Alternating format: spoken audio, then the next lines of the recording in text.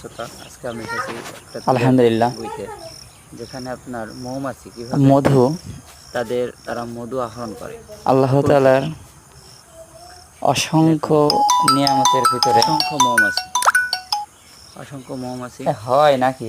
আসলে ফুল থেকে মধু আহরণ করছে।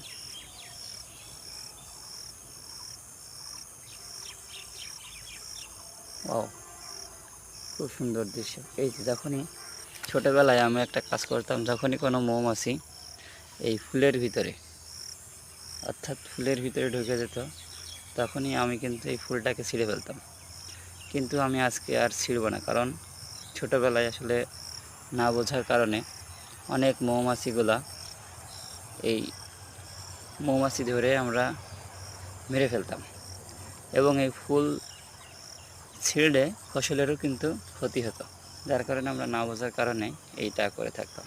দেখেন, একটা মৌমাছি তিলের ফুল থেকে কিভাবে মধু আহরণ করছে বা করে।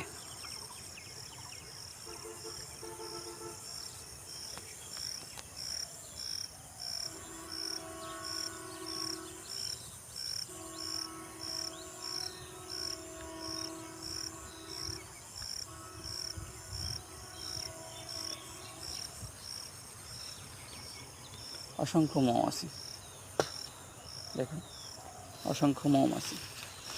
আমরা এদিকে আসি, অসংখ্য মৌমাছি। এই যে